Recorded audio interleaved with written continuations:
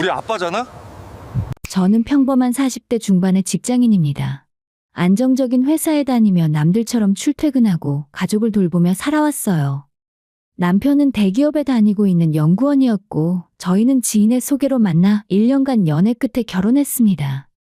사실 결혼 초반엔 걱정이 많았습니다. 신혼부터 당장은 시댁에서 시작해야 했거든요. 시아버지께서 건강이 좋지 않으셔서 저희가 시부모님을 모시게 되었는데 주변에선 모두 말렸습니다. 신혼인데 무슨 시댁 식구랑 같이 살아? 너 그거 완전 고생길이야. 그래, 그러다 시어머니랑 사이 틀어지면 평생 고생이야. 그러니까 요즘 세상에 누가 시댁에서 신혼을 시작해? 한 번 합가하면 나중에 후회해도 늦어. 친정엄마도 걱정하셨지만 저는 괜찮다고 했습니다. 남편이 외아들이었고 상황이 상황인지라 어쩔 수 없었으니까요. 솔직히 저도 불안했습니다. 시어머니와의 갈등, 프라이버시 침해, 자유 없는 신혼생활을 각오해야 했으니까요. 그런데 막상 살아보니 모든 게 예상과 달랐습니다. 시어머니는 정말 좋은 분이셨어요. 흔히 말하는 까다로운 시어머니가 아니라 오히려 제가 편하게 지낼 수 있도록 배려해 주셨습니다. 아침마다 밥상을 차려주시고 빨래도 손수해 주셨어요. 너 출근 준비 바쁜데 이건 내가 할게. 어서 씻고 와. 제가 할게요. 어머님도 편찮으신데 어떡해. 괜찮아. 이 정도는 할 수 있어. 우리 며느리 고생시키면 안 되지. 시어머니는 항상 저를 먼저 생각해 주셨습니다. 친정엄마처럼 따뜻하게 대해 주셨고 저 역시 진심으로 시어머니를 모셨습니다. 주말마다 함께 장을 보러 가고 저녁엔 거실에 모여 앉아 TV를 보며 도란도란 이야기를 나눴어요. 시아버지도 말수는 적으셨지만 늘 제 편을 들어주시는 자상한 분이셨습니다. 남편이 가끔 저에게 짜증을 낼 때면 시아버지께서 먼저 나서셨어요. 야, 너 우리 며느리한테 왜 그래? 회사 일이 아무리 힘들어도 집에서까지 그러면 안 되지. 아버님 괜찮아요. 괜찮긴 뭐가 괜찮아. 우리 며느리가 얼마나 고생하는데. 그럴 때마다 남편은 민망한 듯 웃으며 고개를 숙였고 저는 속으로 감사함을 느꼈습니다. 결혼 2년 차에 임신을 했을 때도 시어머니께서 정말 많이 도와주셨습니다. 입덧이 심했던 저를 대신해서 집안일을 다 해주셨고 밥을 잘 못 먹는 저를 위해 과일도 깎아주셨어요. 엄마 뱃속에 있는 우리 손주 튼튼하게 자라야지. 시어머니는 제 배를 쓰다듬으며 환하게 웃으셨습니다. 그 모습을 보며 저는 정말 좋은 집안으로 시집왔다고 생각했었죠. 친정엄마도 시어머니를 만나뵐 때마다 감탄을 금치 못하셨어요. 우리 딸이 복이 있나 봐. 시어머니가 이렇게 좋으신 분이시니. 제가 운이 좋죠. 친딸처럼 잘해주세요. 제가 아들을 낳고 육아를 할 때도 시어머니의 도움은 컸습니다. 밤새 아이가 울어도 먼저 일어나 달래주시고 제가 직장에 복귀한 후에는 손수 아이를 봐주셨어요. 분유도 타주시고 기저귀도 갈아주시고 아이가 아플 땐 새벽에도 병원까지 데려가 주셨습니다. 너무 힘드시지 않으세요? 아이를 어린이집에 보낼까요? 무슨 소리야. 우리 손주를 남한테 맡겨? 아직은 내가 보는 게 제일 좋지. 그래도 어머님 건강도 생각하셔야죠. 이게 무슨 힘들다고. 손주 키우는 게 얼마나 큰 행복인데. 너는 그냥 아무 걱정 말고 일 열심히 하고 와. 시어머니의 사랑 덕분에 제 아들은 건강하게 자랐고 저도 경력 단절 없이 일을 계속 이어갈 수 있었습니다. 주변 동료들이 육아와 일을 병행하느라 힘들어할 때 저는 시어머니 덕분에 비교적 여유로운 생활을 할 수 있더라고요. 그리고 시간이 더 흘러서 시아버지께서 돌아가신 후 시어머니는 저희 부부에게 집 한 채를 증여해 주셨습니다. 며느리, 이건 네 앞으로 할 거야. 우리 며느리가 시집와서 시댁살이 하느라 고생한 것도 많고 앞으로도 너희가 잘 살았으면 좋겠어. 어머님 그러실 필요 없어요. 저희가 모시는 게 당연한 건데요. 아니야. 너한테 주고 싶어서 주는 거야. 아들 이름으로 하면 나중에 복잡해질 수도 있고 네가 가지고 있는 게 마음이 편해. 시어머니는 직접 손편지까지 써주시며 증여의 뜻을 명확히 하셨습니다. 남편도 아무런 이의를 제기하지 않았고 저는 감사한 마음으로 그 집을 제 앞으로 받았어요. 친정에서도 월세를 받고 있는 오피스텔 하나를 제 앞으로 넘겨주셨기에 저는 나름의 경제적인 안정감을 가질 수 있었습니다. 어머님 정말 감사합니다. 평생 잊지 않을게요. 그래, 우리 며느리 잘 만나서 내가 복 받았어. 그렇게 저희 가족은 여유롭고 평온하게 살았습니다. 남편은 성실하게 회사를 다녔고 아들은 건강하게 자라서 이제는 고등학생이 되었습니다. 시어머니와 분가한 후에도 저희는 자주 찾아뵙고 함께 시간을 보냈어요. 모든 게 평범하고 평화로웠습니다.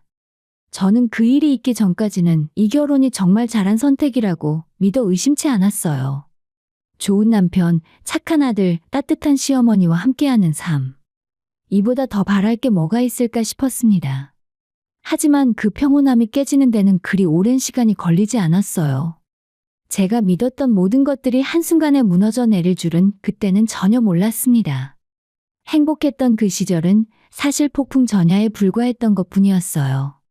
어느새 고등학생이 되어 사춘기에 접어든 아들은 예전보다 말수가 줄었지만 그래도 착하게 잘 자라주고 있었습니다. 남편도 여전히 성실하게 회사를 다녔고 저 역시 일과 가정을 병행하며 바쁘지만 충실한 나날을 보내고 있었어요. 그날도 평범한 저녁이었습니다. 남편은 평소처럼 출장을 간다며 며칠 집을 비운 상태였고 저는 아들과 단둘이 저녁을 먹고 있었습니다. 엄마, 오늘 친구들이랑 놀다 왔어. 그래? 재미있게 놀았어? 아니, 근데 나 아까 이상한 거 봤어. 아들의 목소리에 뭔가 묘한 기운이 느껴졌습니다. 저는 젓가락을 내려놓고 아들을 바라봤습니다. 뭐가 이상했는데? 친구네 아파트 주차장에서 아빠 차를 봤어. 근데 아빠는 출장 가셨잖아. 순간 가슴이 철렁 내려앉는 느낌이었습니다. 하지만 저는 애써 평정을 유지하며 아들에게 물었어요. 차 번호가 확실해? 그냥 비슷한 차일 수도 있잖아. 아니야, 번호판도 똑같았고 뒤에 우리가 붙인 스티커도 있었어. 100% 아빠 차가 맞아? 그래, 그럼 아빠가 출장 가기 전에 거기 잠깐 들러서 차를 놔두고 갔을 수도 있지. 저는 억지로 웃으며 아들을 안심시켰지만 속으로는 이미 불안감이 커지고 있었습니다. 출장을 간다던 남편의 차가 왜 아들 친구네 아파트에 있을까? 혹시 설마. 그날 밤 저는 잠을 이룰 수 없었습니다. 남편에게 전화를 걸어볼까 생각했지만 괜한 의심일 수도 있다는 생각에 참았어요. 하지만 직감적으로 뭔가 잘못되었다는 느낌을 지울 수 없었습니다. 다음 날 저는 회사에서 일을 하면서도 계속 그 생각뿐이었습니다. 결국 점심시간에 남편에게 전화를 걸었어요. 여보, 출장은 잘하고 있어? 별일은 없고? 응, 잘 있어. 갑자기 그건 왜? 아니, 그냥 당신 언제 들어와? 내일 모레쯤 들어갈 것 같아. 일이 좀 밀려서. 남편의 목소리는 평소와 다름없이 침착했습니다. 하지만 저는 뭔가 이상함을 느꼈어요. 배경에서 들리는 소리가 일을 하고 있는 것 같지 않았거든요. 지금 어디야? 주변 소리가 좀 시끄러운데. 아, 잠깐 로비에 나와 있어. 회의 끝나고 방금 나왔는데 주변에 사람들이 많네. 그래, 몸 조심하고. 전화를 끊은 후에 저는 더 이상 참을 수 없었습니다. 며칠 후 출장에서 돌아온 남편의 차 블랙박스를 확인하기로 마음먹었어요. 저는 남편이 잠든 새벽 시간을 이용해 지하 주차장으로 내려갔고 떨리는 손으로 블랙박스 메모리 카드를 빼서 노트북에 연결했습니다. 그리고 아들이 친구네 집에 갔던 날짜를 찾아 영상을 재생했어요. 출장지에 있어야 할 남편이 아파트 주차장에 차를 세우고 차에서 내리는 모습이 보였습니다. 거기까지만 해도 충분히 이상한 일이었는데 그런데 그 다음 순간 저는 눈을 의심했어요. 한 여자가 남편의 차에 탔고 두 사람은 자연스럽게 어딘가로 향했습니다.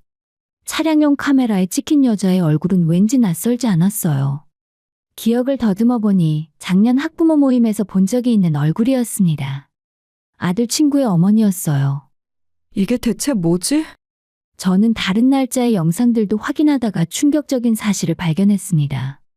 남편은 출장이나 야근을 핑계로 자주 그 아파트를 드나들고 있었고 매번 그 여자와 함께였어요.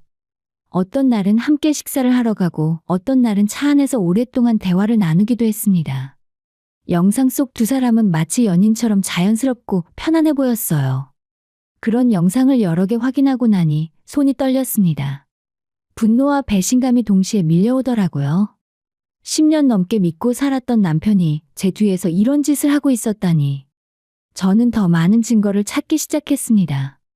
남편의 서재에 들어가 서랍을 뒤졌어요. 평소엔 절대 건드리지 않던 남편의 개인 공간이었지만 이제는 그럴 여유가 없었습니다. 서랍 깊숙한 곳에서 남편의 옛날 사진첩을 발견했고 거기엔 대학 시절 사진들이 가득했는데 그 중에서 한 여자와 찍은 사진이 유독 많았습니다. 사진 뒷면에는 은지에게 라는 글씨가 적혀 있었습니다. 퍼즐이 맞춰지기 시작했습니다. 남편은 대학 시절 그 여자와 연인 관계였고 어떤 이유로 헤어졌다가 우연히 이제 와서 재회한 것이었습니다. 아들 친구의 부모라는 관계로요. 저는 남편의 카드 사용 내역도 조사했습니다. 출장을 갔다던 날짜에 서울 시내 레스토랑과 카페에서 결제한 기록들이 나왔어요. 당연히 출장지와는 전혀 다른 곳이었습니다. 모든 증거가 명백했어요. 남편은 저를 속이고 다른 여자와 만나고 있었습니다. 그것도 아주 오랫동안 계획적으로요. 저는 그 새벽에 혼자 소파에 주저앉아 눈물을 흘렸습니다. 배신감과 분노 그리고 허탈함이 한꺼번에 밀려왔어요. 10년 넘게 쌓아온 신뢰와 사랑이 한순간에 무너지는 기분이었습니다.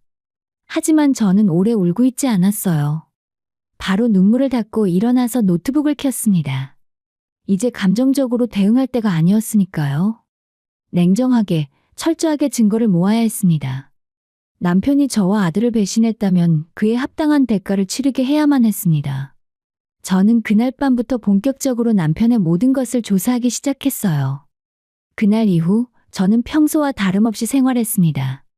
남편에게 아무것도 들키지 않기 위해 더 자연스럽게, 더 평범하게 행동했어요. 아침에 출근 준비를 도와주고, 저녁엔 밥을 차려주고, 자기 전에도 예전처럼 아무렇지 않게 대화를 나눴습니다. 당신 오늘 회사 일은 어땠어? 그냥 그래. 요즘 진행하는 프로젝트가 좀 힘들어서. 그래, 너무 무리하지 마. 건강이 제일 중요하잖아. 고마워. 당신 덕분에 버티는 거야. 남편은 여전히 다정한 척 연기를 했고 저 역시 마찬가지였습니다. 하지만 제 머릿속에서는 끊임없이 계획이 돌아가고 있었어요. 낮에는 회사에서 일을 했지만 점심시간이나 퇴근 후에는 증거를 수집하는 데 집중했습니다. 먼저 남편의 휴대폰에서 증거를 다 확보해야겠다 생각했어요. 남편이 샤워하는 동안 몰래 휴대폰을 가져와서 데이터를 백업했습니다. 메시지를 확인하는 순간 저는 다시 한번 충격을 받았습니다.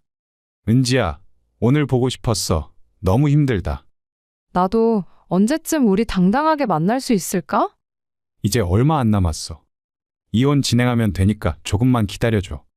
정말? 재산 분할은 어떻게 되는 거야? 집이랑 땅이 있으니까 충분할 거야. 적어도 절반은 내가 가져올 수 있어. 그래도 아내 명의 재산도 있다며? 그건 어떻게 해? 걱정 마. 혼인 기간 중에 생긴 거니까 분할 청구할 수 있어. 글을 읽는 제 손은 분노로 떨렸습니다. 남편은 저와 이혼할 계획을 세우고 있었고 제 재산까지 노리고 있었어요. 시어머니께 증여받은 집과 친정에서 받은 토지를 반으로 나누겠다는 계획이었습니다. 더 충격적인 건 그 여자와의 대화 내용이었어요. 네 아내는 의심 안 해? 전혀. 멍청할 정도로 착하고 순진해서 눈치도 못 채. 그래도 조심해야지. 만약 들키면 위자료 물어야 할 텐데. 괜찮아. 증거만 안 남기면 돼. 우린 조심하고 있잖아. 그래도 불안해. 빨리 정리하고 우리 떳떳하게 만나고 싶어. 나도 그래. 우리 정말 오랜만에 다시 만난 거잖아. 이번엔 놓치고 싶지 않아. 저는 모든 대화 내용을 캡처해서 따로 저장했습니다. 그리고 통화 녹음 파일도 발견했어요. 남편이 그 여자와 나눈 통화 내용이 자동으로 녹음되어 있었던 겁니다. 이어폰을 끼고 녹음 파일을 들으며 저는 이를 악물었어요. 우리 와이프는 살림은 잘해. 애도 잘 키우고. 근데 그것뿐이야. 나는 네가 필요해. 나도 당신이 필요해. 우리 남편이랑은 진작에 끝났어. 형식적으로만 살고 있는 거야. 조금만 기다려. 내가 깔끔하게 정리하고 올게. 모든 것이 계획적이었습니다. 남편은 저를 이용만 하고 재산을 챙긴 뒤에 그 여자에게 갈 생각이었던 거예요. 저는 은행 거래 내역도 조사했습니다. 남편 명의 계좌에서 매달 일정 금액이 빠져나가고 있었어요. 추적해보니 역시나 그 여자의 아파트 관리비와 생활비로 보내지고 있었습니다. 이 사람이 진짜 작정했구나. 남편은 이미 그 여자를 경제적으로까지 지원하고 있었던 겁니다. 제가 번 돈과 저희 가정의 돈으로 다른 여자를 먹여 살리고 있었어요. 저는 전문가의 도움이 필요하다고 판단했습니다. 모든 증거 자료를 들고 조용히 변호사 사무실을 찾아갔어요. 안녕하세요. 이혼 상담 받고 싶어서 왔습니다. 변호사는 제 상황을 듣고 고개를 끄덕였습니다. 증거를 꽤 많이 확보하셨네요. 블랙박스 영상, 문자 메시지, 통화녹음, 금융거래 내역까지. 이 정도면 정말 충분합니다. 그럼 위자료는 얼마나 받을 수 있을까요? 상대 남성의 경제력과 외도 기간 정도에 따라 다르지만 이 경우는 상당히 악질적이네요. 최소 5천만 원 이상은 청구할 수 있을 겁니다. 그리고 제 재산은 어떻게 되나요? 시어머니께 증여받은 집과 친정에서 받은 토지인데요. 증여 서류가 명확하고 증여자의 의사가 확실하다면 특유재산으로 인정됩니다. 이혼할 때 재산 분할 대상에서 제외될 가능성이 높습니다. 변호사의 말에 조금 안심이 되었습니다. 시어머니께서 써주신 손편지와 증여 서류를 모두 챙겨왔고 그것들이 결정적 증거가 될 수 있었어요. 상대 여성에게도 위자료 청구가 가능한가요? 물론입니다. 배우자 있는 사람과 부적절한 관계를 맺은 것이니 공동불법행위자입니다. 그 여성에게도 별도로 위자료를 청구할 수 있습니다. 저는 모든 절차를 꼼꼼히 정리했습니다. 그리고 이혼 소송과 위자료 청구 소송을 동시에 준비하기로 했어요. 집으로 돌아오는 길에 저는 시어머니를 찾아뵙기로 했습니다. 일단 시어머니께 이 모든 사실을 말씀드려야 했으니까요. 끝까지 감추고 싶었지만 법적 절차에서 어머니의 증언이 필요할 수도 있었으니까요. 어머님, 실은 제가 드릴 말씀이 있어서 왔어요. 그래, 무슨 일이야? 표정이 안 좋네. 저는 모든 것을 말씀드렸습니다. 남편의 외도, 재산을 노리는 계획과 이혼 준비를 하고 있다는 것까지 전부 말입니다. 시어머니는 제 이야기를 끝까지 듣더니 눈물을 흘리며 제 손을 꼭 잡았습니다. 미안해. 내가 그런 자식을 낳고 키웠다니. 아니에요. 어머님 잘못이 아니에요. 그래도 네가 얼마나 힘들었을까? 그 집은 내가 너한테 준 거야. 절대 빼앗기면 안 돼. 걱정 마세요. 이제부터 제가 알아서 할게요. 법원에서 필요하다면 내가 직접 가서 증언할게. 그 집은 내가 너한테 준 거고 우리 아들은 아무 권리가 없어. 시어머니의 지지 덕분에 저는 힘을 얻었습니다. 이제 모든 준비가 끝났어요. 일단 남편이 먼저 이혼 이야기를 꺼내길 기다리기로 했습니다. 그때가 바로 제가 반격할 타이밍이었으니까요. 그날은 평범한 주말 저녁이었습니다. 남편은 거실 소파에 앉아 TV를 보고 있었고 저는 주방에서 설거지를 하고 있었어요. 아들은 자기 방에서 숙제를 하고 있었습니다. 여보, 우리 잠깐 이야기 좀 할까? 남편의 목소리가 평소보다 무겁게 들렸습니다. 저는 손을 닦고 거실로 나갔어요. 무슨 일이야? 우리 좀 진지하게 이야기해야 할 것 같아. 남편은 TV를 끄고 저를 마주 보았습니다. 그 표정이 딱딱하게 굳어 있었습니다. 사실은 나 요즘 많이 고민했어. 우리 결혼 생활에 대해서. 갑자기 무슨 소리야? 솔직히 말할게, 우리 성격이 안 맞는 것 같아. 결혼 생활을 유지하는 것 자체가 너무 힘들어. 애도 이미 다 컸고. 저는 속으로 비웃음이 나왔지만 겉으로는 놀란 척했습니다. 무슨 소리를 하는 거야? 당신 갑자기 왜 그래? 갑자기가 아니야. 나 진짜 오래 생각했어. 우리 이혼하는 게 서로한테 좋을 것 같아. 드디어 왔습니다. 제가 기다리던 순간이었어요. 남편은 제가 울며불며 매달릴 거라고 생각했겠지만 저는 침착하게 대답했습니다. 그래, 당신이 그렇게 생각한다면 어쩔 수 없지. 남편의 눈이 약간 커졌습니다. 예상과 다른 반응이었나 봅니다. 정말 반대 안 해? 반대한다고 네 마음이 돌아올 것 같아? 억지로 붙들고 싶지 않아. 그래, 고마워. 현명하게 생각해줘서. 남편은 안도하는 표정을 지었습니다. 본인의 계획대로 되고 있다고 생각한 거겠죠. 그럼 우리 재산 분할은 어떻게 할까? 집이랑 토지도 있고. 드디어 본색을 드러냈고 저는 차분하게 대답했습니다. 그건 변호사랑 상의해서 정하자. 법대로 하면 되잖아. 그래, 그게 좋겠네. 서로 감정 상하지 말고 깔끔하게 정리하자. 다음 날 저는 바로 변호사에게 연락했습니다. 그리고 일주일 후 남편에게 내용 증명과 함께 소장이 날아갔어요. 이혼 소송과 위자료 청구 소송, 그리고 상간녀를 상대로 한 별도의 위자료 청구 소송이었습니다. 남편은 저녁에 집으로 돌아와서 소장을 제 눈앞에 들이밀며 소리쳤어요. 이게 뭐야? 위자료 청구?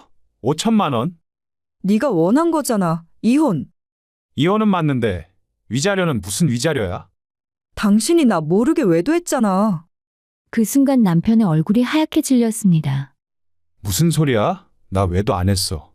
블랙박스 영상, 문자 메시지, 통화녹음, 금융거래 내역까지 나한테 다 있어.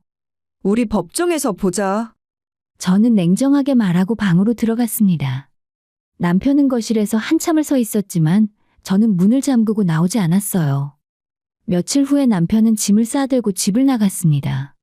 아마 상간녀와 함께 지내기 위해 나간 것 같았습니다. 그 덕분에 저는 아들과 단둘이 조용한 시간을 보낼 수 있었어요. 엄마, 아빠 왜 집에 안 들어와? 아빠랑 엄마가 당분간 좀 떨어져 있기로 했어.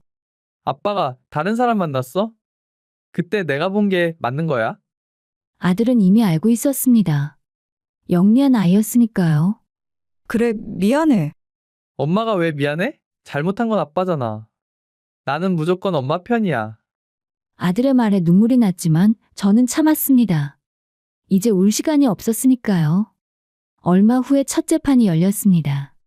법정에는 저와 제 변호사, 그리고 남편과 남편의 변호사가 앉아 있었어요.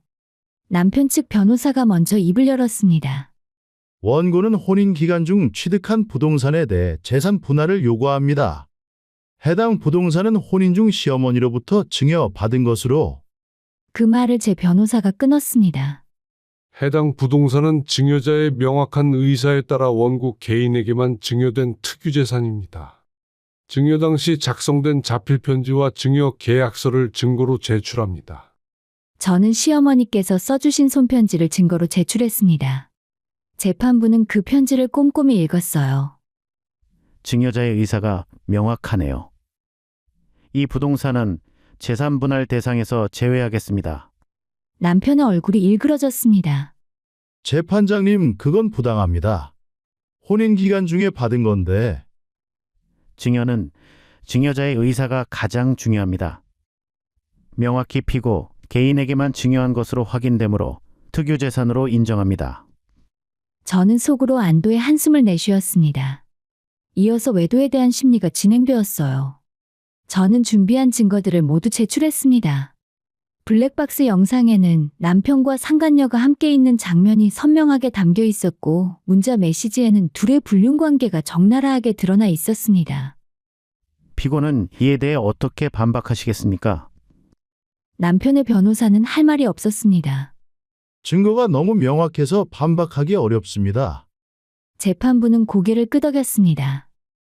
피고의 외도가 명백히 인정됩니다. 위자료는 5천만 원으로 결정합니다. 남편은 고개를 떨구고 있었습니다. 이어서 은지를 상대로 한 재판도 진행되었습니다. 상간녀는 법정에 나타나지 않았고 그쪽 변호사만 출석했어요.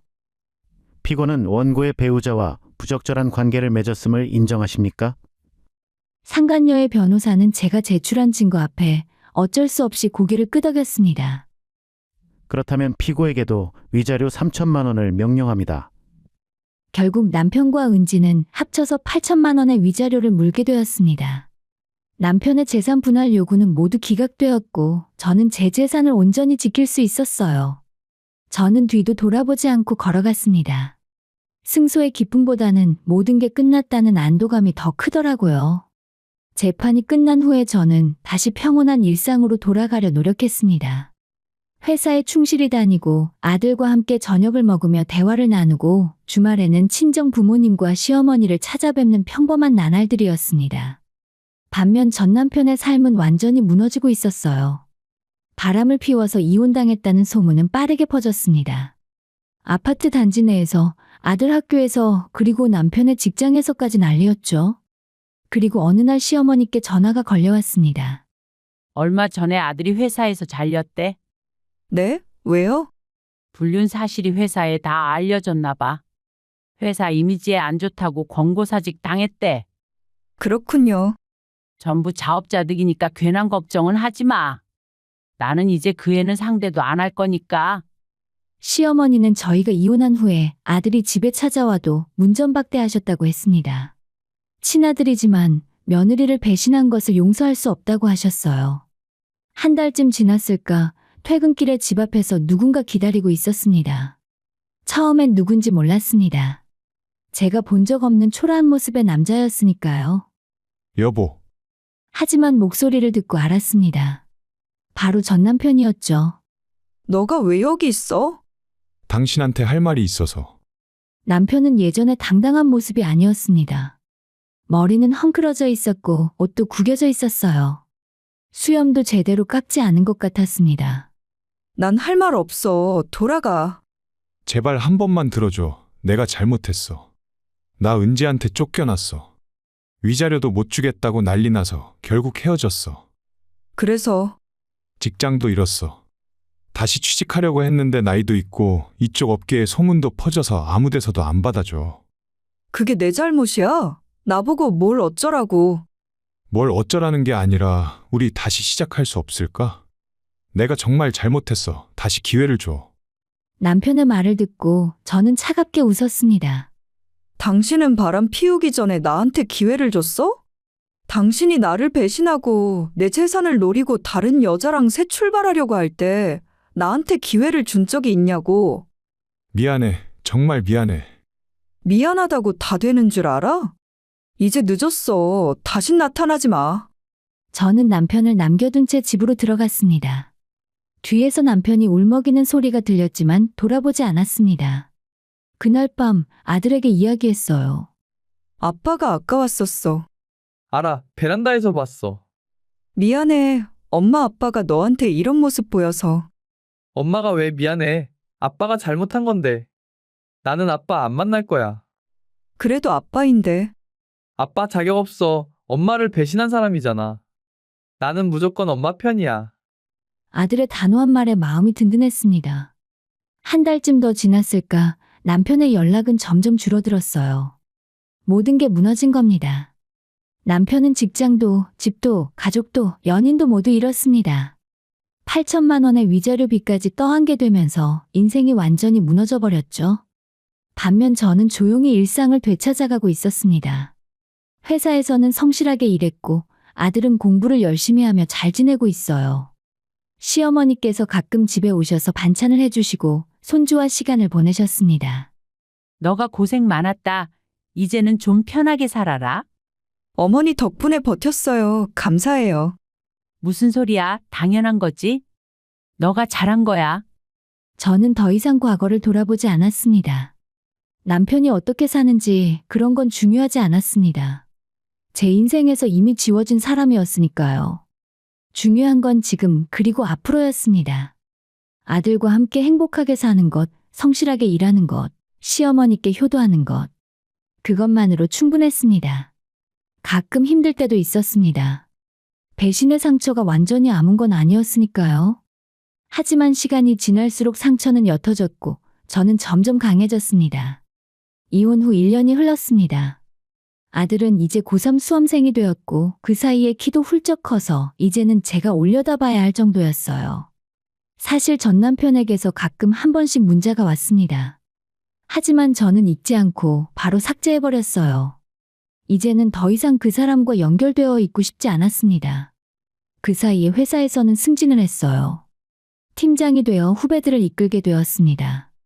처음엔 책임자라는 것이 부담스러웠지만 점차 적응하며 보람을 느끼게 되었어요. 시어머니는 여전히 건강하셨고 요즘도 자주 저희를 찾아오셨습니다. 그러던 어느 날 예상치 못한 일이 벌어졌습니다. 저녁에 친정 부모님을 뵈러 가는 길이었습니다. 아들도 함께였고 차를 몰고 가던 중이었습니다. 신호등 앞에서 멈췄을 때 옆차에서 누군가 내렸습니다. 전 남편이었어요. 여보, 남편은 제 차 쪽으로 달려왔습니다. 저는 재빠르게 차 문이 잘 잠겼는지 확인했어요. 여보, 제발 창문 좀 열어줘. 할 말이 있어. 엄마, 신호 바뀌었어. 그냥 가. 아들이 불안한 목소리로 말했습니다.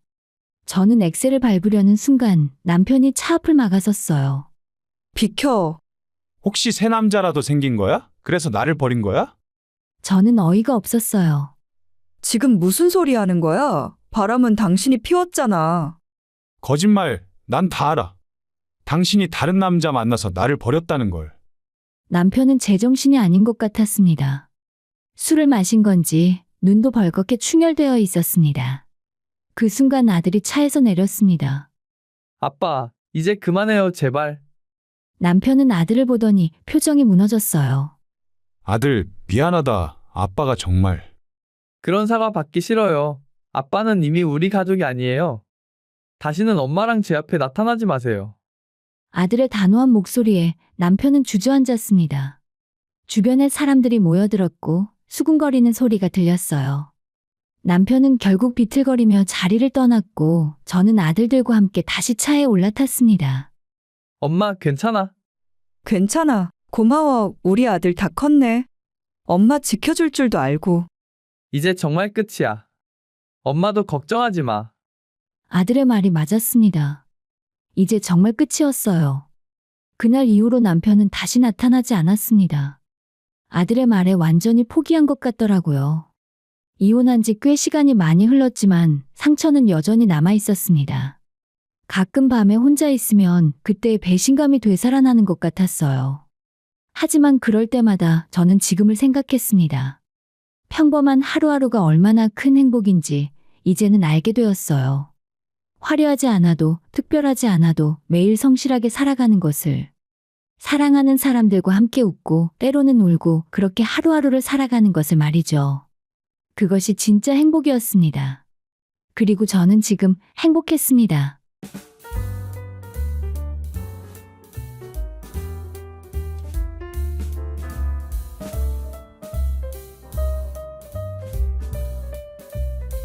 역시 그 아버지의 그 딸이네. 막노동하는 집안 딸이 며느리가 된다고? 우리 아들은 교사야. 이 결혼 절대 안 돼. 저는 30대 중반의 평범한 여성입니다. 일러스트레이터로 나름 성공적인 커리어를 쌓아가던 중 친구의 소개로 한 남성을 만나게 되었습니다. 그는 중학교에서 국어를 가르치는 교사였고 차분하고 예의 바른 성격이 마음에 들었어요. 처음 만난 날 그는 카페에서 책을 읽고 있는 제게 다가왔습니다. 안녕하세요. 오늘 소개받기로 한 준호라고 합니다. 아, 네, 반갑습니다. 우리의 만남은 그렇게 시작되었어요. 몇 번의 만남 끝에 우리는 자연스럽게 연인 관계로 발전했고 1년이 지날 무렵 결혼 이야기가 오가기 시작했습니다. 저는 설레는 마음으로 그의 부모님을 만나러 가게 되었어요. 어머님, 아버님 안녕하세요. 우리 집안에 며느리 될 사람이 왔구나. 어서 와요. 시어머니가 될 분은 처음에는 밝게 웃으며 저를 맞이했습니다. 하지만 그 미소가 얼마나 오래 갈지 저는 그때 알지 못했어요. 식사를 하며 이런저런 이야기를 나누던 중 시어머니가 물었습니다. 그런데 아가씨 부모님은 뭐 하시는 분들이에요? 어머니는 집에서 가사 일을 하시고 아버지는 건설 현장에서 목수 일을 하십니다. 그 순간 시어머니의 표정이 굳어지는 것을 바로 볼 수 있었어요. 시아버지는 아무 말 없이 식사를 계속했지만 시어머니의 눈빛은 이미 달라져 있었습니다. 그리고 며칠 후에 남자친구 준호에게서 전화가 왔습니다. 자기야, 미안한데 우리 어머니가 결혼 준비하면서 몇 가지 조건을 말씀하셨어. 무슨 조건인데? 혼수로 아파트 하나 준비해달라고 하시고 예단은 최소 3천만 원 이상, 그리고 거기까지만 들었는데도 저는 말문이 막혔습니다. 이건 혼수가 아니라 장사였어요. 이건 너무 과한 것 같은데. 우리 집 형편으로는 불가능한 조건이야. 나도 알아. 그런데 어머니가 워낙 고집이 세서. 결국 저는 직접 시어머니를 만나기로 했습니다. 카페에서 만난 시어머니는 처음 만났을 때와는 완전히 다른 사람이었습니다. 아니, 막노동하는 집안 딸이 우리 아들한테 시집 온다는 게 말이 돼? 우리 아들은 교사인데 체면이 있지. 어머님, 뭔가 오해가 있으신데. 저희 아버지는 막노동꾼이 아니라 30년 경력의 전문 목수십니다. 그리고 저희 아버지 직업이 결혼에 무슨 문제가 되는 건지 이해할 수 없네요. 에휴, 역시 그 아버지의 그 딸이네. 말투부터 싸가지가 없어. 시어머니는 손사래를 치며 자리에서 일어났습니다. 아무튼 우리 아들이랑 결혼하려면 내 조건 들어. 안 그러면 결혼 없어. 그리고 저는 그날 밤 집에 돌아와서 남자친구에게 연락했습니다. 아무래도 우리 결혼 못할 것 같아. 뭐? 왜 그래 갑자기? 나는 우리 부모님을 무시하는 사람들과 가족이 될 수 없어. 우리 쪽에서 파혼할게. 잠깐, 내가 어머니한테 다시 말씀드려 볼게. 기다려줘. 아니, 이미 마음 정했어. 앞으로 행복해. 저는 바로 전화를 끊었습니다. 그러나 이것이 끝이 아니었어요. 다음 날 남자친구의 어머니가 막무가내로 우리 집에 찾아오셨고 깜짝 놀란 엄마가 급히 저에게 전화하셨습니다. 딸, 준우 어머니라는 분이 집에 오셨는데 너무 화가 나셔서 대화가 안 되는 지경이야. 저는 급히 집으로 달려갔지만 이미 집안은 난장판이었습니다. 남자친구의 어머니는 소파를 뒤집고 화병을 깨뜨리며 고함을 지르고 있더라고요. 이게 뭐 하는 짓이야? 우리 아들 인생 망쳐놓고 어떻게 파혼을 해? 책임져? 어머님 진정하세요. 제가 파혼한 건 맞지만 이렇게까지 하실 필요는 없잖아요. 닥쳐. 너 같은 애가 우리 아들한테 감히? 어머님은 제 뺨을 때렸고 저는 그 즉시 휴대폰을 꺼내 들었습니다. 지금 바로 그만 안 하시면 경찰에 신고하겠습니다. 이건 명백한 폭행이에요. 그제야 남자친구의 어머니는 정신을 차린 듯 보였습니다. 뭐라고? 지금 집을 원상복구하시고 손해배상하셔야 해요. 안 그러면 법적 조치 취하겠습니다. 결국 그쪽 어머니는 며칠 후에 청소업체를 보내서 저희 집을 완전히 정리했고 파손된 물건에 대한 손해배상금까지 입금했어요. 당연한 말이지만 그 일을 계기로 남자친구와도 완전히 연락을 끊었습니다. 저는 깊은 상처를 안고 혼자 남겨졌어요. 사랑했던 사람과의 이별도 아팠지만 제 부모님을 그렇게 무시당한 것이 더 가슴 아팠습니다. 저는 한동안 아무것도 하고 싶지 않았어요. 파혼 후 몇 달 동안 저는 집과 작업실만 오가는 무기력한 날들을 보냈습니다. 일러스트 작업도 손에 잡히지 않았고 친구들의 연락도 피하게 되더라고요. 거울을 볼 때마다 초라해 보이는 제 모습이 한심하게 느껴졌습니다. 어느 날 대학 동기 친구인 수진이가 저희 집까지 찾아왔습니다. 야, 너 이러다 정말 큰일 나겠다. 언제까지 이렇게 살 거야? 나 좀 내버려둬. 요즘 아무것도 하고 싶지 않아. 그래서 내가 왔지. 나 요즘 유기견 보호소에서 봉사활동 하는데 너도 같이 가자. 귀여운 강아지들 보면 기분 좀 나아질 거야. 저는 거절하려 했지만 친구의 강권에 못 이겨 결국 따라 나섰습니다. 그렇게 처음 방문한 유기견 보호소는 의외로 제 인생의 전환점이 되어주었어요. 보호소에 들어서자마자 여러 마리의 강아지들이 꼬리를 흔들며 다가왔습니다. 그 순수한 눈빛을 보는 순간 얼어붙었던 제 마음이 조금씩 녹아내리는 것을 느꼈어요. 얘는 믹스견인데 이름이 초코예요. 3개월 전에 길에서 구조됐어요. 보호소 직원분이 설명해 주셨습니다. 저는 조심스럽게 초코를 쓰다듬었고 초코는 제 손을 핥으며 반겨주었죠. 그날 이후 저는 매주 주말마다 보호소를 찾았습니다. 강아지들의 밥을 주고 산책을 시키고 견사를 청소하는 일은 쉽지 않았지만 그 시간이 제게는 크게 위로가 되었습니다. 어느 토요일 오후 평소처럼 보호소에서 봉사활동을 하고 있는데 낯선 남자분이 들어오셨어요. 키가 크고 단정한 인상의 그분은 보호소 직원분과 친한 듯 편하게 대화를 나누었습니다. 원장님, 오늘도 오셨네요. 네, 지난주에 봤던 불독이 궁금해서요. 상처 잘 아물었나 확인하러 왔어요. 원장님이라는 말에 저는 고개를 들었습니다. 처음에 그분은 수의사인가 보다 생각했어요. 아, 새로 오신다던 봉사자분이신가 봐요. 인사드릴게요. 전 이 근처 병원에서 일을 하고 있는 김민준이라고 합니다. 아, 안녕하세요. 저는 박지연이라고 합니다. 지연 씨, 강아지랑 놀아주는 거 보니까 익숙하신 것 같은데 집에서 키우세요? 아니요, 봉사활동 시작한 지 얼마 안 됐어요. 근데 강아지들이 너무 예뻐서 자꾸 오게 되네요. 그렇군요. 저도 여기 자주 와서 봉사활동을 하거든요. 앞으로 자주 뵙겠네요. 그분의 미소가 따뜻했고 첫인상부터 편안하고 신뢰가 가는 느낌이었습니다. 그 후로 보호소에서 민준 씨를 자주 마주쳤어요.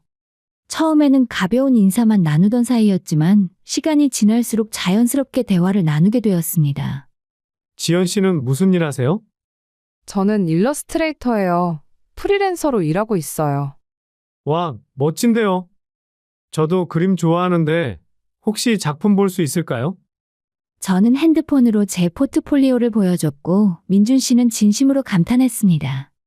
정말 실력이 대단하시네요. 이 그림 스타일 정말 독특하고 따뜻해요. 감사합니다. 민준 씨는 병원 일을 하시면서 여기까지 봉사 오시는 거 쉽지 않으실 텐데 대단하세요. 아니에요. 제가 좋아서 하는 일인걸요. 사실 저희 병원이 여기서 좀 멀긴 한데 이 아이들 보면 그냥 발걸음이 향하게 되더라고요. 그렇게 몇 주가 지나고 민준 씨는 조심스럽게 제게 커피를 제안했습니다. 지연 씨, 봉사활동 끝나고 근처 카페에서 커피 한 잔 어때요? 제가 사겠습니다. 저는 잠시 망설였어요. 예전 남자친구와의 일 때문에 남자에게 경계심이 생긴 것도 사실이었습니다. 하지만 민준 씨의 진심 어린 눈빛을 보니 거절할 수가 없었어요. 네, 좋아요. 카페에서 우리는 서로의 이야기를 나눴습니다. 민준 씨는 서울에 손꼽히는 의과대학을 졸업하고 대학병원에서 레지던트를 마친 후에 부모님의 병원으로 돌아왔다고 했습니다. 사실 저희 아버지가 큰 병원 원장이세요. 그래서 제가 언젠가는 그 병원을 물려받아야 하는데 솔직히 부담스러울 때도 있어요. 그래도 좋은 집안에서 태어나신 거잖아요. 집안이 좋다고 다 행복한 건 아니에요. 저도 제 나름의 고민이 있거든요. 지연 씨는 어떠세요? 가족은 어떻게 되세요? 저는 잠시 망설이다가 솔직하게 말했습니다. 저는 아버지가 건설 현장에서 목수 일을 하시고 어머니는 가정주부세요. 그냥 평범한 가정이에요. 목수요? 정말 멋진 직업이신데요. 손재주가 정말 좋으셔야 하잖아요. 존경스러운 일이에요. 그 말에 저는 깜짝 놀랐습니다. 예전 남자친구의 어머니는 우리 아버지를 막노동꾼이라고 무시했는데 이 사람은 존경스럽다고 말했습니다. 진심으로 하시는 말씀이세요? 당연하죠. 제 친구 중에 건축 설계하는 친구가 있는데 그 친구가 항상 하는 말이 좋은 목수를 만나면 건물이 달라진다고 하더라고요. 정말 전문 기술이잖아요. 그날 이후 저는 민준 씨를 다시 보게 되었고 조금씩 마음을 열기 시작했습니다. 그렇게 우리는 연인이 되었어요. 민준 씨는 데이트할 때도 항상 배려심이 넘쳤고 제 의견을 존중해 주었습니다. 과거의 상처가 무색할 만큼 따뜻한 사람이었습니다. 1년 정도 사귄 후에 민준 씨가 부모님께 저를 소개하고 싶다고 하더라고요. 지연아, 우리 부모님께 인사드리러 가자. 부모님도 너 보고 싶어 하셔. 저는 긴장되었습니다. 또다시 아버지 직업 때문에 무시당하는 건 아닐까 두려웠습니다. 혹시 부모님들께서 우리 아버지 직업 알고 계셔? 응, 다 말씀드렸어. 그런데 우리 아버지가 오히려 대단하다고 존경스럽다 하시더라. 걱정 마. 민준 씨의 부모님을 처음 뵙는 날, 저는 손에 땀이 날 정도로 긴장했습니다. 고급스러운 저택 앞에 서자 다리가 후들후들 떨렸거든요. 지연아, 괜찮아. 우리 부모님 정말 좋으신 분들이야. 너무 긴장하지 마. 민준 씨가 제 손을 꼭 잡아주었습니다. 현관문이 열리고 단아한 인상의 시어머니가 우리를 맞이했어요. 말은 많이 들었는데 실제로 보는 건 처음이네. 어서 와요. 안녕하세요, 어머님. 박지연이라고 합니다. 그래요. 민준이한테 이야기 많이 들었어요. 자, 어서 들어와요. 민준이 아빠도 기다리고 계세요. 거실로 들어서자 위험 있는 모습의 시아버지께서 신문을 내려놓으시며 일어나셨습니다. 오, 왔구나. 민준이가 그렇게 자랑하던 사람이 바로 너로구나. 안녕하세요, 아버님. 처음 뵙겠습니다. 편하게 앉아. 원래 우리 집 딸처럼 생각하고 편하게 있어. 식사 자리가 마련되었고 시어머니께서 정성껏 준비하신 음식들이 상에 가득했습니다. 지연 씨 아버님이 목수 일을 하신다며? 정말 대단한 일이지. 요즘 그런 장인 정신 가진 분들 찾기 힘든데. 시아버지의 말씀에 저는 깜짝 놀랐습니다. 네, 아버지께서는 30년 넘게 목수 일을 하고 계십니다. 그럼 진짜 베테랑이시네. 예전에 우리 병원 리모델링 할 때도 좋은 목수분 찾느라 고생했는데 나중에 기회 되면 한번 소개해줘. 실력 있는 분들이 정말 귀하거든. 감사합니다. 저는 눈시울이 뜨거워졌어요. 이렇게 존중받는 느낌이 얼마만인지 모르겠습니다. 식사 후에 시어머니께서 저를 따로 부르시더라고요. 우리 민준이 잘 부탁해요. 저 아이가 겉으로는 의젓해 보여도 속은 여린 아이거든요. 제가 오히려 민준 씨한테 많이 배우고 있어요. 그리고 말이야, 혹시 과거에 안 좋은 일 있었다고 들었어요. 파혼도 당했다면서요? 생각지도 못한 소리에 저는 당황해서 말을 잇지 못했습니다. 놀라지 마요. 민준이한테 들었어요. 근데 말이야, 그건 지연 씨 잘못이 아니야. 오히려 그런 집안과 인연 안 된 게 다행이에요. 사람은 집안 배경이 아니라 인품으로 판단해야 하는 거니까. 어머님. 우리 며느리 삼고 싶어요. 지연 씨 같은 따뜻한 사람이면 충분해요. 그날 저는 집에 돌아와서 한참을 울었습니다. 기쁨의 눈물이었어요. 그리고 6개월 후 우리는 양가의 축복 속에 결혼식을 올렸습니다. 결혼식장은 화려했지만 제게 가장 감동적이었던 순간은 시아버지께서 우리 아버지와 악수하시며 나눈 대화였습니다. 사돈어른 따님 정말 잘 키우셨습니다. 우리 집안 며느리로 맞이하게 되어 영광입니다. 아이고, 제가 오히려 감사하죠. 좋은 집안에 시집 보내게 되어서. 집안이 무슨 소용입니까? 사람이 좋아야지. 사돈어른께서 평생 장인으로 일하시며 보여주신 성실함과 근면함, 그게 따님한테 다 배어 있더라고요. 아버지의 눈가가 촉촉해지는 것을 보았습니다. 평생 무시당하며 살아오셨을 아버지께서 이렇게 존중받는 모습을 보니 제 마음도 벅차올랐습니다. 결혼하고 1년이 조금 지났을 때 남편에게 뜻밖의 제안이 들어왔습니다. 나 미국에서 유학할 수 있는 기회가 생겼어.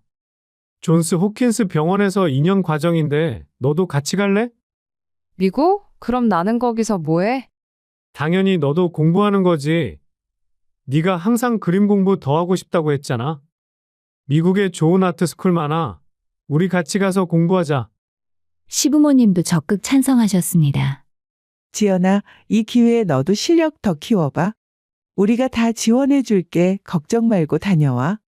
그렇게 저희 부부는 미국으로 떠났습니다. 민준 씨는 존스 홉킨스에서 심장외과 전문의 과정을 밟았고 저는 비주얼 아트 스쿨에서 일러스트레이션을 전공했어요. 유학 생활은 쉽지 않았습니다.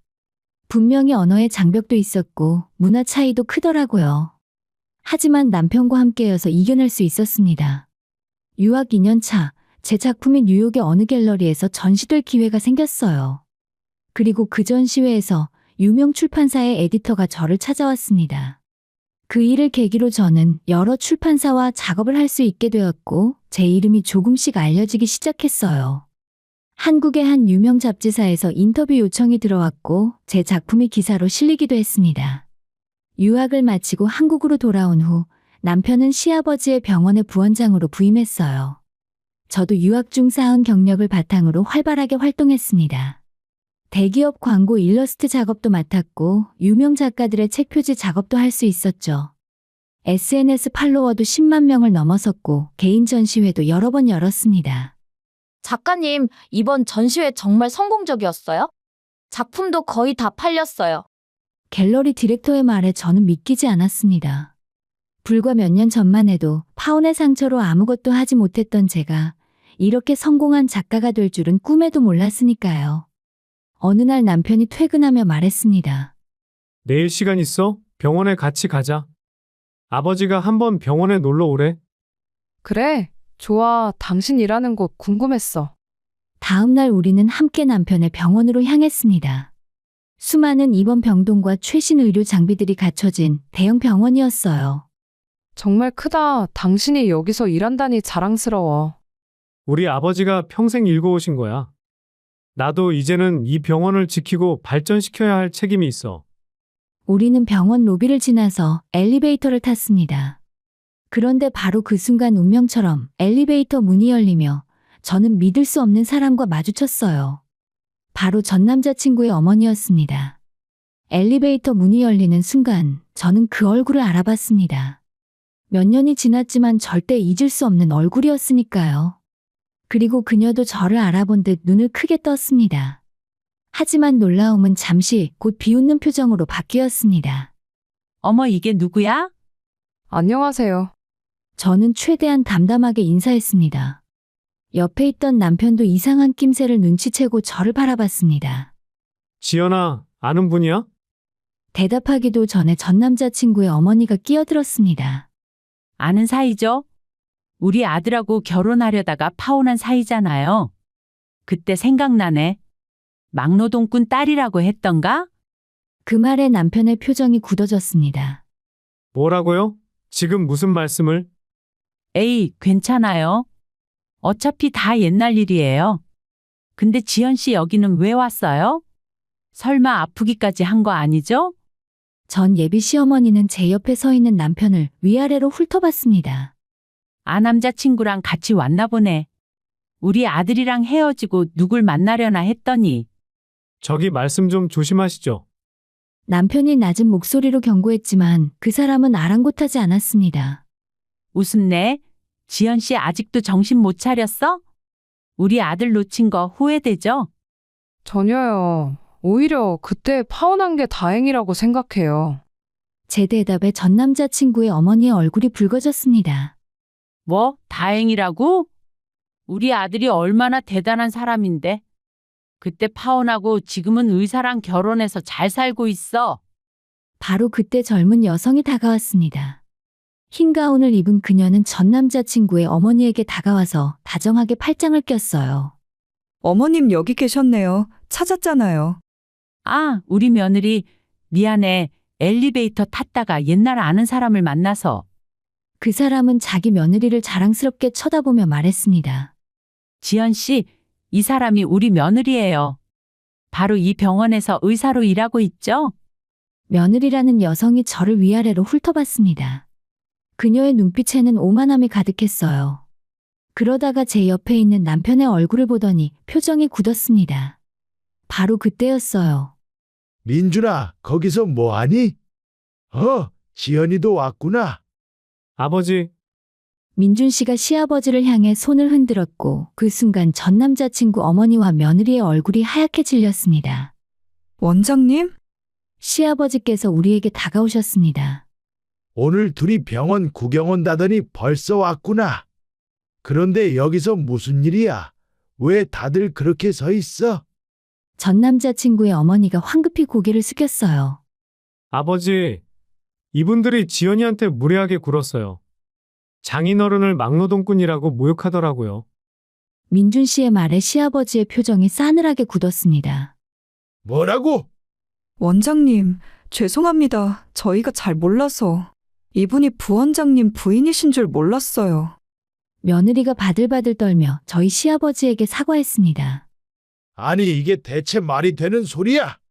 시아버지의 목소리가 높아졌고 마침 원무과장이 지나가다 상황을 보고 다가왔습니다. 원장님, 무슨 일이십니까? 지금 당장 이 사람들이 누군지 확인해봐. 원무과장이 며느리의 명찰을 확인했습니다. 아, 이분은 정혜진 선생님이고요. 내과에서 근무하시는 분입니다. 그리고 이분은 저는 정혜진의 시어머니예요. 오늘 며느리 보러 이 병원에 왔다가. 전 남자친구의 어머니가 떨리는 목소리로 대답했습니다. 정혜진 선생, 석 달 전에 들어왔지? 시아버지가 눈을 가늘게 뜨며 물었습니다. 네, 그렇습니다. 과장, 이 선생 근무 태도 어때? 그게 솔직히 말씀드리면 좀 문제가 있습니다. 환자들한테 불친절하다는 컴플레인이 여러 번 들어왔고 실력도 뭐? 턱없이 부족합니다. 다른 선생님들이 뒤처리하느라 고생하고 있습니다. 원무과장의 말에 며느리 혜진의 얼굴이 새하얗게 변했습니다.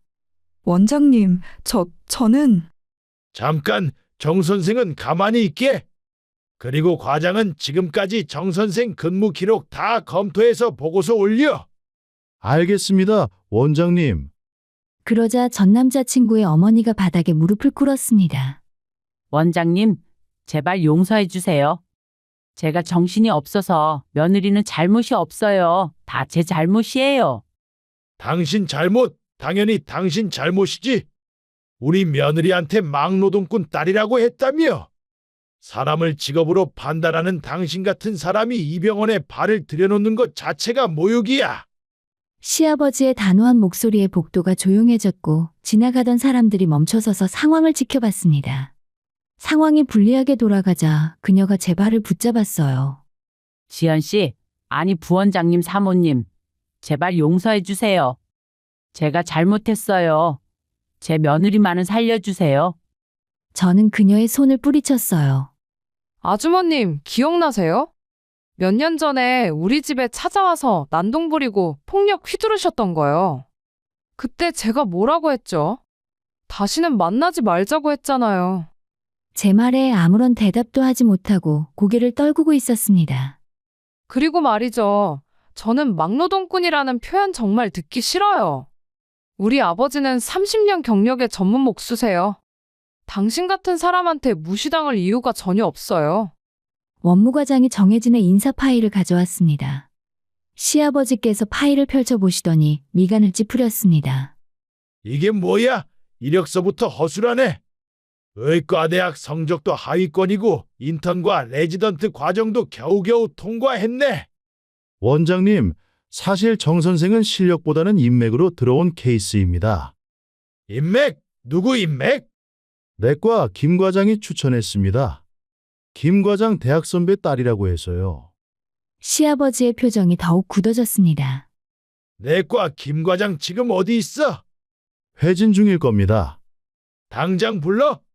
몇 분 후에 50대 중반의 내과 과장이 헐레벌떡 저희 앞으로 달려왔습니다. 원장님 부르셨습니까? 김 과장, 정혜진 선생을 자네가 추천했지. 네, 그게. 이 사람 실력이 어떤지 알고 추천한 거야. 김 과장은 말을 잇지 못했습니다. 과장, 솔직하게 말해봐. 이 사람 실력 어때? 솔직히 말씀드리면 아직 좀 부족합니다. 하지만 선배가 간곡히 부탁해서. 그래서 우리 병원을 인맥 장사하는 곳으로 만든 거야. 실력 없는 의사 한 명 때문에 환자들이 얼마나 위험에 처할 수 있는지 알아? 시아버지의 목소리가 복도에 울려 퍼졌습니다. 원무과장, 정혜진 선생 관련 컴플레인 기록 다 가져와. 네, 원장님. 잠시 후 원무과장이 두꺼운 파일을 들고 왔습니다. 원장님, 여기 있습니다. 지난 3개월간 정 선생에 대한 컴플레인이 총 27건입니다. 27건? 겨우 석 달에? 시아버지께서 파일을 넘기며 읽기 시작하셨습니다. 환자에게 반말, 진단 오류로 인한 재검사 3건, 처방 실수 2건, 수간호사와의 마찰. 이게 대체 뭐야? 이건 의사가 아니라 완전 사고뭉치잖아. 정혜진이 떨리는 목소리로 변명했습니다. 원장님, 그건 다 오해예요. 제가 일이 바빠서. 바빠서? 바쁘다고 환자 진단을 잘못해도 된다는 거야. 남편이 그 파일을 넘겨보더니 한 페이지에서 멈췄습니다. 아버지 이거 보세요. 지난달에 당뇨병 환자한테 혈압약을 처방했네요. 다행히 약사가 확인해서 사고를 막았다고. 뭐? 시아버지의 얼굴이 붉어졌습니다. 정혜진 선생, 당신 의사 맞아? 당뇨병 환자한테 혈압약을? 이건 초보적인 실수도 아니고 완전히 무능한 거잖아. 죄송합니다. 그때 제가 정신이 없어서. 정신이 없어? 의사가 정신없다는 핑계로 환자 생명을 위험에 빠뜨려도 된다고 생각해.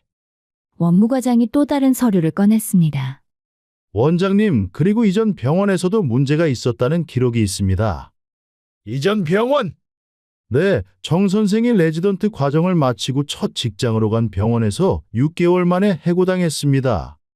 이유는 환자와의 마찰, 동료 의사들과의 불화, 그리고 원무과장이 잠시 말을 멈췄습니다. 그리고 뭐? 의료 사고가 있었습니다. 다행히 큰 문제로 번지진 않았지만 병원 측에서 조용히 해고 처리했다고 합니다. 의료 사고? 시아버지의 목소리가 떨렸습니다. 네, 정확한 내용은 비공개 처리되었지만 환자 차트를 잘못 읽어서 수술 전 처방을 잘못 내렸다고 합니다. 옆에서 그 말을 들은 정혜진의 얼굴이 흑빛으로 변했습니다. 그건 제 잘못이 아니었어요. 차트가 헷갈리게 되어 있어서. 정 선생 조용히 해. 시아버지께서 소리쳤습니다. 의사가 차트를 헷갈린다고 그게 변명이 돼? 당신은 의사 자격이 없어. 김 과장도 식은땀을 흘리며 고개를 숙였습니다. 원장님, 제가 잘못 판단했습니다. 선배의 부탁을 거절하지 못해서. 당신도 책임져야지. 이런 사람을 추천한 것도 문제지만 3개월 동안 27건의 컴플레인이 올라왔는데 왜 나한테 보고를 안 했어? 죄송합니다, 원장님. 김 과장, 당신도 당분간 직위 해제야. 반성문 제출하고 징계위원회 회부할 거니까 알아서 해. 남편도 정혜진을 똑바로 쳐다봤습니다. 정혜진 선생, 당신 같은 사람 때문에 진짜 실력 있는 의사들이 피해봐요. 백으로 들어와서 환자들 생명 가지고 장난치고 동료들한테 피해주고 이게 의사가 할 짓이에요? 부원장님. 오늘부로 모든 업무 중지하고 처분을 기다리세요. 당신 같은 사람은 환자들한테 위험해요. 시아버지께서 병원 보안 요원들을 불렀습니다. 이 두 사람 병원 밖으로 모셔드려. 그리고 앞으로 정 선생도 병원 출입금지 시키게. 보안 요원들이 다가오자 전 남친의 어머니가 비명을 질렀습니다. 안 돼요. 이럴 수 없어요. 우리 며느리는 의사라고요. 정혜진과 그 아주머니는 보안 요원들에게 이끌려 병원을 떠났습니다. 복도는 다시 조용해졌고 구경하던 사람들도 하나둘 흩어졌어요. 그날 저녁 집으로 돌아온 저는 남편에게 물었습니다. 여보, 혹시 정혜진 선생 앞으로 어떻게 될까? 글쎄, 우리 병원에서 해고된 건 확실하고 아마 다른 병원에서도 쉽게 받아주지 않을 거야. 의료계가 좁거든. 소문 금방 퍼져. 그 사람도 불쌍하긴 하네. 불쌍해? 지연아, 그 사람은 환자들 생명을 위험에 빠뜨렸어. 동정할 가치도 없어. 그렇게 사건이 처리가 되고 몇 달 후 제 대학 친구 수진이가 카페에서 만나자고 했습니다. 지연아, 너 예전에 준호 소식 들었어? 준호? 아니, 무슨 일인데? 이혼했대, 그 의사 며느리랑. 며느리가 병원에서 잘리고 나서 개인 병원 차렸는데 실력 없고 불친절하다 소문 나가지고 폐업 직전이라더라. 그래서 스트레스 받아서 집에서 맨날 싸우다가 결국 이혼했대. 저는 아무 말도 하지 않았습니다. 그리고 준호가 부모님하고도 연락 끊었대. 자기 인생 망친 건 다 엄마 때문이라면서? 너는 정말 잘 빠져나온 거야. 그 집안이랑 결혼했으면 지금쯤 어떻게 됐을지 몰라? 집으로 돌아온 저는 남편에게 그 이야기를 했습니다. 여보, 정혜진 씨가 이혼했대. 그래, 뭐 그럴 줄 알았어. 실력 없는 사람이 오만하면 결국 무너지게 돼 있는 법이지. 근데 이제 와서 생각하면 좀 안쓰럽기도 해. 동정할 필요 없어. 그 사람들은 자기가 뿌린 대로 거둔 거야. 남편의 말이 맞았습니다. 그 주말에 시댁에 저녁 식사를 하러 갔더니 시어머니께서 정성껏 준비하신 음식들이 상에 가득했습니다. 요즘 일은 잘 되니? 네, 다음 달에 개인 전시회 또 열어요. 우리 며느리 정말 자랑스러워. 그렇지, 여보? 시아버지께서 웃으며 고개를 끄덕이셨습니다. 식사가 끝나고 남편과 함께 집으로 돌아오는 길에 저는 창밖을 바라봤습니다. 밤하늘에 별이 총총히 빛나고 있었어요. 몇 년 전 막노동꾼의 딸이라며 무시당하고 파혼당했던 저였고 그때는 세상이 무너지는 것 같았습니다. 하지만 지금 돌이켜보니 그 일이 오히려 축복이었어요. 만약 그때 결혼했다면 저는 평생 무시당하며 살았을 겁니다. 하지만 파혼 덕분에 진짜 저를 사랑하고 존중해주는 사람을 만날 수 있었죠. 전 예비 시어머니는 욕심 때문에 아들의 인생을 망쳤고 결국 자신도 불행해졌습니다. 반면 저는 따뜻한 가족, 사랑하는 남편, 그리고 제가 좋아하는 일까지 모두 얻었어요. 인생은 정말 알 수 없는 것 같습니다. 당시에는 불행이라고 생각했던 일이 나중에는 최고의 행운이 될 수 있으니까요. 저는 이제 과거를 완전히 내려놓았습니다. 그리고 현재의 행복에 감사하며 앞으로 다가올 더 아름다운 미래를 기대할 수 있어요. 결국 사람을 판단하는 건 직업이나 집안 배경이 아니라 그 사람의 마음과 인품이라는 것을 저는 배웠습니다. 그리고 그런 가치를 아는 사람들과 함께하는 지금, 저는 진정으로 행복합니다.